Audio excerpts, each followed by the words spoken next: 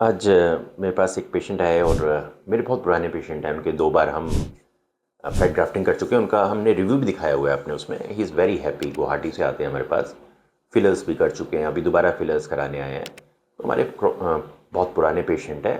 तो उन्होंने आज मुझे बताया कि एक वो वीडियो देख रहे थे, तो उसमें बताया गया कि फिलर के बाद पानी बहुत पीना होता है। तो मैं कभी इस तरह की बात नहीं करता, इसके बाद ये करो, उसके बाद वो करो, ऐसे रखो, पहले इम्प्लांट को ऐसे रखो, इतना नहीं रखता। उसका सिंपल रीज़न है। देखिए, मैं हमेशा मानता हूँ कि चीज़ों को सिंपल रखो। जितना सिंपल रखोगे उसमें उतनी कम कॉम्प्लिकेशन होगी। कोई भी सर्जरी के बाद भी ऐसे नहीं कि आप इतनी लिस्ट बना दो, मरीज़ को 20 या 40 चीज़ों की लिस्ट थमा के दे दो कि ये प्रिकॉशन करनी है, उसका ज़िंदगी दुभर हो जाए। मेडिकल साइंस का पर्पस पेशेंट की लाइफ को ईजी बनाना है, डिफ़िकल्ट बनाना नहीं। अब इसको मैं एक एग्जांपल से लेता हूँ कि मान लो आप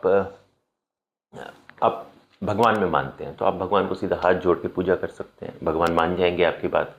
या फिर आप दुनिया भर के आडंबर कर दो, ये कर दो, सुबह ये करना है, शाम को ये करना है, दोपहर को ये करना है। तो उसका वो मकसद नहीं है। प्रेयर का मकसद सिर्फ आपका ग्रेटिट्यूड है, आप उससे शुक्रिया अदा करना चाहते हो। तो दोनों तरह से। इसी तरह डॉक्टरी में भी, जैसे अब फिलर डाल दिया तो अब आपको पानी पीना है, अब आपने धूप में नहीं जाना, आपने इसमें नहीं करना, ऐसा कुछ नहीं है। आपने फिलर डाल दिया, दैट्स इट। आप 2 दिन बाद, आमतौर पे जब भी हम फिलर डालते हैं तो 2-3 दिन बाद आप जो मर्जी कर सकते हो, मैक्सिमम 1 हफ्ता। उसके बाद आपको कोई कुछ भी, किसी भी तरह की प्रिकॉशन की ज़रूरत नहीं होती। कभी कभी हम ज़्यादा बॉडी फिलर डालते हैं तो 3 दिन के लिए एंटीबायोटिक दे देते हैं, दैट्स इट। उसके अलावा कुछ भी नहीं। तो सिंपल रखना ही ज़्यादा सही है, बजाय कि दुनिया भर के आपको कानून बता देना। जितने कानून बनाओगे आदमी की लाइफ उतनी ही कॉम्प्लिकेटेड हो जाएगी। इसलिए मैं ऑलवेज बिलीव इन सिंप्लिसिटी।